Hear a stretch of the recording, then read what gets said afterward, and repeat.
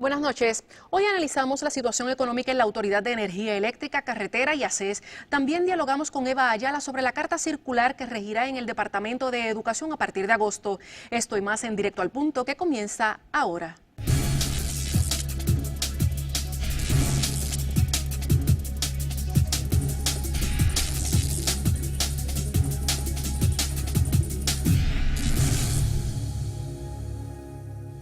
Gracias por sus sintonías y buenas noches aquí a Directo al Punto.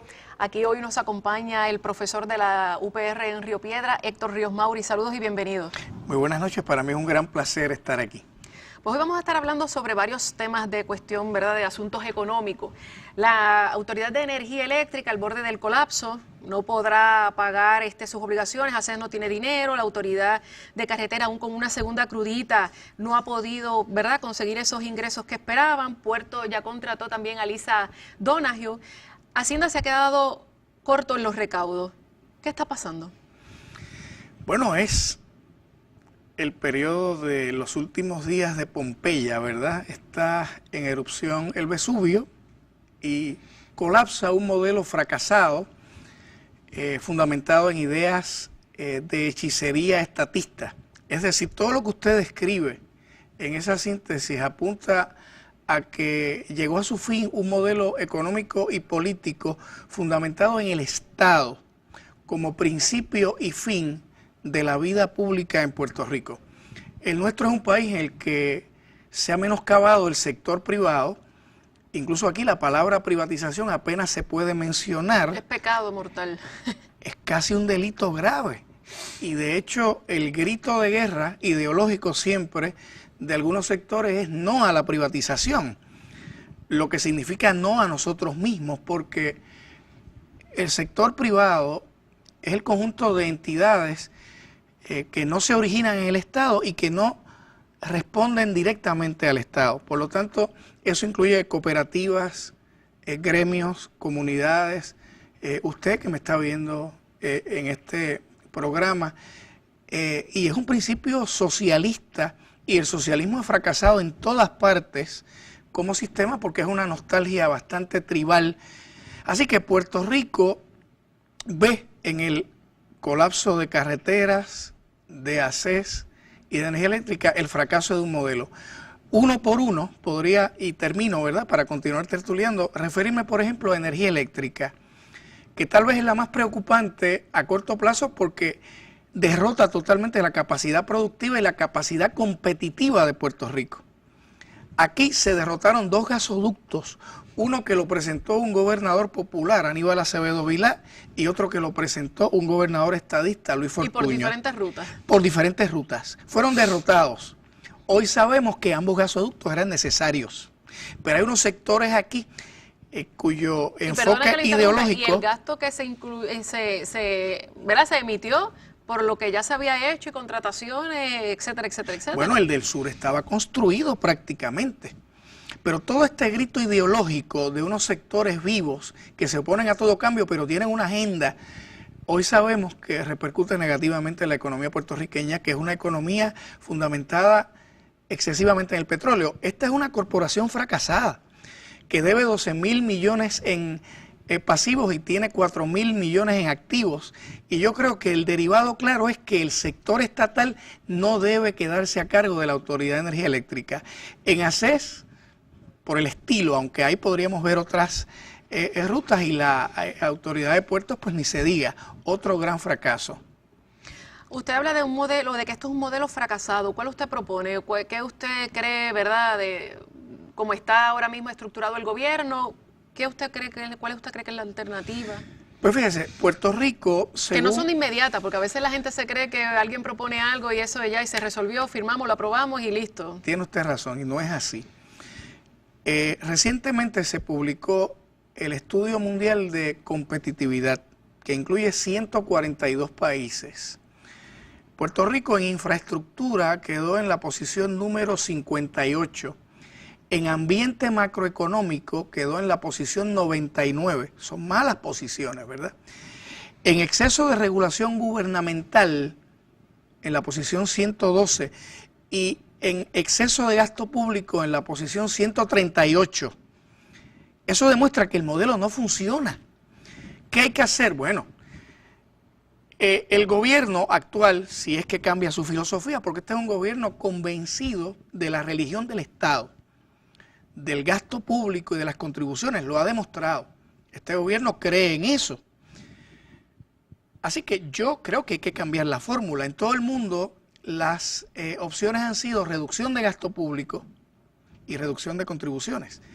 En Puerto Rico, ¿qué yo recomiendo a grosso modo, Mariel? Bueno, yo creo que quien gobierne del 2017 en adelante, sea este mismo gobierno o uno nuevo, tiene inmediatamente que bajar el gasto público, que este gobierno lo ha aumentado en más de 1.200 millones de dólares y luego aumenta las contribuciones, pero eso es como lanzar manzanas a un barril sin fondo o darle drogas a un adicto incurable.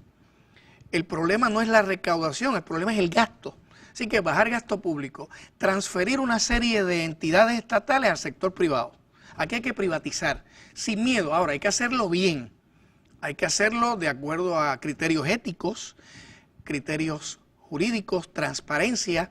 Hay que escoger bien las empresas, hay que explicarle al pueblo cuáles son las formas. Hay 20 y tantas formas para privatizar. Por ejemplo, la compañía telefónica, ¿usted lo ve como un modelo que funcionó en la privatización? Sin duda, sin duda. Pero también se podrían preguntar, por ejemplo, de la AAA, que hubo un tiempo en que estuvo privatizada y después no se regresó a... Muy buen planteamiento. Eso lo que demuestra es que la privatización tampoco es una panacea. No es una camisa mágica que usted se coloca. Voy a privatizarlo todo. Y lo transforma positivamente todo. No, no, no. Hay que hacerlo bien. En Acueductos se manejó mal la privatización. De hecho, tengo un libro sobre el tema y en pocos días sale otro. Hay 23 formas, 24 realmente. Identifiqué una ahora con la señora Donahue, que es un modelo bastante extraño de privatización por deuda. 24 formas para privatizar. Hay que escoger la correcta, no siempre hay que vender la empresa, se puede arrendar, se pueden establecer acuerdos. Así que aquí hay que transferir a los sectores privados de modo correcto. Aquí ha sido exitoso el esquema de Metropistas, ha sido exitoso el esquema del aeropuerto, el de la compañía de teléfonos ha sido exitoso, el del puente Teodoro Moscoso ha sido exitoso, el de la privatización por arrendamiento de las lanchas de Fajardo, a Vieques y Culebra. Así que hay ejemplos de éxito también y tenemos que usar... Que según usted son más que los menos. En este momento sí. La modalidad de alianzas público-privadas promete ser una excelente opción si se maneja correctamente. Y lo último, dije reducción de gasto público, cambiar esta idea de que el Estado es el motor y la bujía del desarrollo económico. No, en Puerto Rico tiene que ser el sector privado. Y lo tercero que hay que hacer es trascender la obsolescencia política del régimen de inferioridad, del régimen territorial. No puede haber desarrollo económico si no hay desarrollo político. Y Puerto Rico se tiene que mover o hacia una fórmula fuera de la cláusula territorial, que sería algún tipo de independencia, o a la integración plena con derechos ciudadanos de la estadidad en la nación americana. Pero este régimen político no funciona. Brevemente, para irnos a la pausa, las megatiendas, ese impuesto que quieren ahora, ¿cómo usted lo evalúa? Una barbaridad. De hecho, el consumo produce felicidad y progreso. Usted no puede penalizar el consumo. Esa es una idea retrógrada, es otra idea que se deriva de esta hechicería socialista. Además, no es cierto que se puede dividir como si fueran estructuras que usted puede transportar las grandes empresas y las pequeñas. Un solo ejemplo, el Kmart del Señorial va a cerrar en varias semanas. Eso va a afectar a una serie de pequeños comerciantes en el Señorial. Por lo tanto, penalizar a las empresas multinacionales por razones de xenofobia antiamericana o por razones de ideologías fracasadas es un error. Con el cierre del Kmart del Señorial, El señor de la esquina que vende hot dogs se va a afectar. El de la cafetería de más adelante se va a afectar. La señora de la floristería se va a afectar negativamente. Así que no tiene sentido hacerlo por razones ideológicas, porque estas empresas también generan mucha actividad local. Así que yo creo que es otra medida equivocada. Ríos Mauri, vamos a una pausa y en breve regresamos aquí a Directo al Punto. Claro.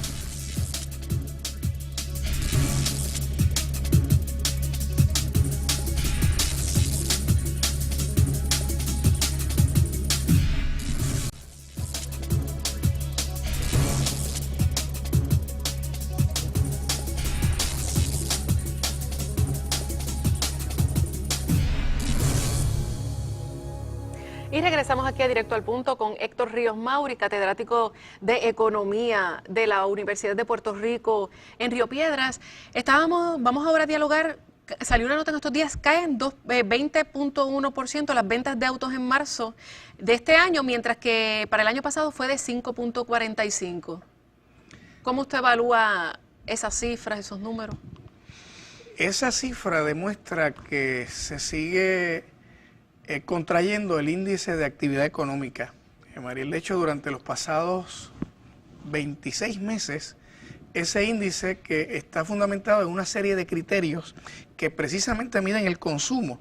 En el sistema de economías abiertas utilizamos distintas medidas para tratar de entender la salud del sistema. Una de las medidas es el valor de las empresas, por eso es tan importante el valor de las acciones. Y otra medida es el consumo. En el caso de la venta de automóviles en Puerto Rico es marcadamente interesante porque sabemos que Puerto Rico es uno de los países del mundo en donde más carros circulan y más carros se venden, excesivamente a veces. Así que es dramático y demuestra el enfriamiento de la economía y la recesión, y es otro claro indicador de que seguimos declinando y de que este modelo no funciona. Y la misma nota dice que hay aumentos, pero en las ventas de carros de lujo, entiéndase BM, Lexus. ¿A qué usted le debe eso? ¿Se está ya, está desapareciendo la clase media se está aguantando? ¿Cómo usted ve eso? Hay una reducción de clase media y claro, ya las variaciones internas dentro de la venta de autos es una situación similar, por ejemplo, a la de la venta de casas, ¿verdad? En Puerto Rico esos mercados se están enfriando. ¿Qué ocurre? Bueno, la gente que tiene poder adquisitivo ante la baja en precios puede comprar una casa que probablemente le costaba hace 4 años $400,000, probablemente la puede comprar en $250,000. Y va a optar por esa. Igual con los carros. Entonces usted, en un mercado frío en el que bajan los precios, va a tratar de comprar un BM, un Lexus, si puede y le gusta esa marca, o un carro de lujo. Así que esa variación no derrota el enfriamiento, pero sí cambia el patrón de consumo. Vamos ahora a hablar del IVA. Está a punto de, ¿verdad?, de aprobarse. Todo el mundo prácticamente populares, PNP, todas las asociaciones se oponen.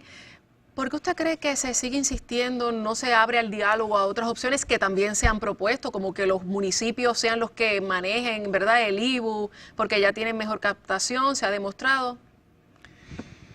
Ciertamente, primero coincido. Si en algo ha logrado el gobierno actual unir al pueblo de Puerto Rico es en la oposición al IVA.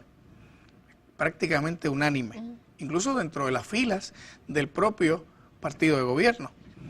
Bueno, los alcaldes que son probados, ¿verdad?, como así se llaman, los grandes y poderosos alcaldes, están en contra. Bueno, los alcaldes fuertes, la alcaldesa es dentro del Partido Popular, la alcaldesa de San Juan, el alcalde de Caguas, Carolina, el alcalde de Carolina y el alcalde de Mayagüez.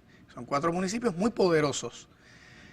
¿Por qué se insiste? Bueno, porque este gobierno tiene un convencimiento absoluto de que la vía del desarrollo es el aumento en los impuestos. Segundo, este gobierno no cree en el consumo como vehículo de progreso. Tercero, es un gobierno que está desesperado y que a corto plazo entiende que esa recaudación le permitiría un vínculo ciudadano con algunas clientelas electorales de cara a las elecciones del año que viene. Pero se ha hablado mucho del costo que va a tener ese cambio, porque se ha hablado mucho de que en Hacienda tienen que subcontratar a unas empresas o otras compañías para que breguen con el asunto, cuando ya hay un modelo que tal vez la inversión va a ser menos costosa y que se lo den a esos municipios, algo piloto. Totalmente de acuerdo, pero cuando uno se está ahogando a veces ve distorsionadamente el salvavidas y posiblemente ni siquiera lo puede detectar, ¿verdad? Tiene usted razón. El IVA yo creo que tiene tres aspectos. Primero, la conceptualización. Se debate si es mejor que el IBU o no. Ese es un debate irrelevante realmente. Ambos modelos son buenos y se usan en distintas partes del mundo. En Estados Unidos, que es donde estamos integrados financiera y económicamente, se usa el sales tax, se usa el IVU. El segundo planteamiento es el de la operación, que es el que usted menciona. Y el hecho de que el gobierno, aunque dice que el IVA es mejor, anuncia que va a comenzar con un IVU más alto, eso es reconocer entonces que no pueden implantar el IVA y que van a aumentar el IVU en camino al IVA, así que reconocen lo que usted señala. Y el tercer criterio es la tasa, que es excesivamente alta, y ellos dicen que como el IVA es mucho más eficiente, van a recaudar más.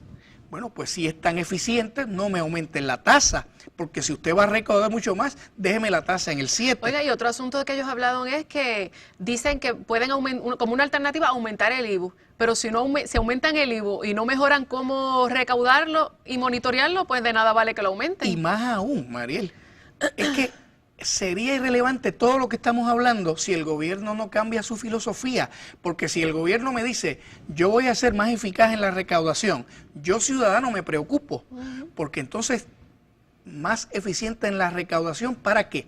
Para seguir con el despilfarro de fondos públicos, con un gasto excesivo de más de 1.000 millones en aumento presupuestario. Mientras más reciba el gobierno, más se va a gastar. Y yo creo que el enfoque tiene que ser distinto, tiene que ser de reducción de gasto público. Brevemente, porque se nos ha acabado el tiempo, el efecto del IVA en el consumidor, independientemente se saque la educación, la salud, hay otras cosas que como quiera te van a afectar tu bolsillo. ¿Cómo usted ve ese impacto? Disminución de capacidad competitiva y disminución del ingreso neto disponible, que es lo que nosotros los ciudadanos calculamos que nos sobra después de calcular nuestros ingresos y establecer nuestros gastos como hacemos todos en nuestros hogares y nuestras vidas. Usted habló ahorita de un libro, ¿de qué se trata? ¿Cuál es el tema? ¿Si puede adelantarnos algo? Sí, cómo no. Pronto sale mi quinto libro, de hecho, quizás en 2 o 3 semanas, se llama Por una nueva lectura al concepto de soberanía, y realmente está enfocado a la relación entre la soberanía del Estado, que es la que aquí ha prevalecido por años como objeto de debate, y la soberanía del individuo en el federalismo de Estados Unidos, que me parece la más importante. Así que de eso trata el libro. Pues estaremos pendientes, gracias. Claro, con mucho gusto. Vamos a una pausa, regresamos en breve.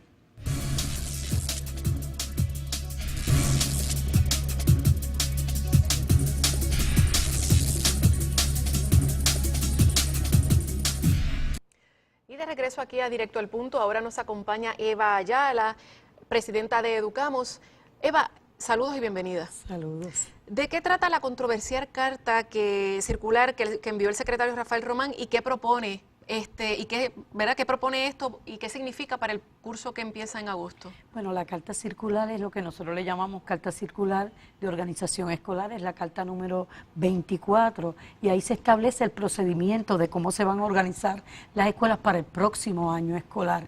Lamentablemente, en esta carta circular, el secretario ha emitido unas directrices que afectan adversamente al magisterio y al estudiantado puertorriqueño. Bueno, una de las premisas que plantea en la carta es la eliminación de la clase de estudios sociales de kinder a 3er grado, afecta también el proceso de nombramiento porque el secretario de Educación ha estado señalando que en las escuelas de prioridad y de enfoque van a establecer un procedimiento diferente de nombramiento que no va a seguir la lista de turnos que tradicionalmente... ¿Y por qué él ha dicho que eso no es así, que no se van a eliminar esos cursos? Él ha dicho que no se va a eliminar el curso porque está integrado en la clase de español a través de la estrategia de lectoescritura, pero nosotros entendemos que eso está bien lejos de la verdad. Yo fui maestra por más de 20 años, maestra de 1er grado, sé cómo se enseña la lectura, sé cómo se enseña la materia de estudios sociales y son caudal son innumerables las destrezas que se trabajan en ambas materias y no existen los textos escolares suficientes para trabajar de manera efectiva la lectoescritura. Para uno atender de manera integrada tiene que tener suficientes cuentos, lo que le llaman Big Book, donde tú vas a trabajar un cuento y después de ese cuento vas a ir integrando diferentes destrezas para nuestros estudiantes. Como es tanta la cantidad de destrezas, pues tampoco vamos a tener las herramientas suficientes para adelantar el proceso. Mire, se eliminan las clases de inglés y de estudios sociales en los grados primarios. Y mire, como diríamos en el campo, da la mala pata que hasta en estos días el presidente de la Cámara, usted sabe que confundió a Eugenio María de Hostos con Ramón Emeterio Betances. ¿Qué le parece esto? Este tipo, ¿verdad?, que a veces quieren defender, ¿verdad?, la cuestión, ¿verdad?, de la cultura, nuestros próceres. ¿Se va a ver perjudicado más esto? Bueno, esto es una buena señal de que nuestra identidad como pueblo, nuestros valores culturales, sociales, la historia de un país se puede ver adversamente afectada. Por ejemplo, en el tercer grado se da todo un año de historia de Puerto Rico, donde nuestros estudiantes conocen los antepasados y llegan a la historia hasta el presente. Nosotros entendemos que eso se va a quedar como un lapso, y nosotros no sabemos cómo el secretario va a cubrir ese proceso de enseñanza de nuestros estudiantes, porque en cuarto grado se empiezan con otra destreza y a nosotros nos preocupa enormemente porque el secretario fue maestro de historia y nosotros decimos, ¿cuál es la intención del secretario? ¿Cuál usted cree que la intención? Sí, yo creo que la intención es economizarle al Departamento de Educación y atenta contra una buena calidad educativa. Él se ha comprometido con el gobierno de Puerto Rico en eliminar 150 millones del presupuesto del Departamento de Educación y el secretario de la Gobernación dice que eso va a ser utilizado en consolidación y cierre de escuelas. Si se eliminan esos cursos, ¿qué pasará con ese excedente de maestros? ¿Los despedirán? ¿Perderán los contratos, los que están por contrato? Bueno, pues va a aumentar la cantidad de maestros que declaren excedente, de modo que va a haber una gran cantidad de movimiento de una escuela a otra e incluso de un distrito escolar a otro. Eso afecta pues adversamente esa familia. Por otro lado, va a haber eliminación de contratos. Este año, con solo cerrar 74 escuelas, perdimos alrededor de 4.086 maestros transitorios, que eran totalmente necesarios en el Departamento de Educación. Cuando ustedes se perdieron es que están despedidos. Bueno, que no se les renovó el contrato porque ellos no utilizan el concepto despedido porque no tienen permanencia, pero son maestros que son totalmente necesarios, que se quedaron sin trabajo. ¿Cómo usted ve si, ¿verdad?, si lo mueven de distrito a otro, obviamente, como usted dice, se le cambia no tan solo la rutina de ese maestro, sino que también se les perjudica en la economía, porque Eso tienen es, que invertir en gasolina, peaje tal vez? Sí, sus vehículos se van a afectar más, tienen que hacer cambios en su familia, porque a lo mejor están ubicados en un pueblo y estamos hablando de que puede haber maestros que vivan, por ejemplo, en Comerío y se les esté planteando que tengan que ir a Aybonito o a Barranquita o a otro lugar más lejano a trabajar, de modo que eso trastoca adversamente la vida familiar y también le crea una inseguridad en el empleo a ese educador o educadora. El Departamento de Educación nunca ha sido fácil, y eso usted lo sabe, ¿verdad?, que ha dicho que ha estado allí más de 20 años, y este secretario ha estado, ¿verdad?, en candela. ¿Qué ha hecho? Siempre se habla de ese tema. ¿Qué ha hecho de lo negativo? ¿Ha hecho algo positivo que usted pueda señalar en estos 2 años y medio que lleva el secretario Rafael allí, Román, en educación? Sí, fíjate, yo le puedo señalar una carta circular que se emitió muy recientemente, que es la carta circular de perspectiva de género, pero esto tiene un agravante. O sea, no basta con tú realizar y ejecutar, ¿verdad?, a través de una carta circular unas instrucciones de que se trabaje el derecho a la equidad, porque en el magisterio puertorriqueño existimos más del 85% que elaboramos en el Departamento de Educación, somos féminas, y si nos vamos al nivel elemental, somos un 95%. Entonces, cuando el secretario trabaja por un lado una carta circular, pero atenta contra la seguridad de empleo de estas compañeras y compañeros, pues entonces no está ejecutando adecuadamente lo que emitió en esa carta circular. Cuando usted avala eso y dice equidad, ¿se refiere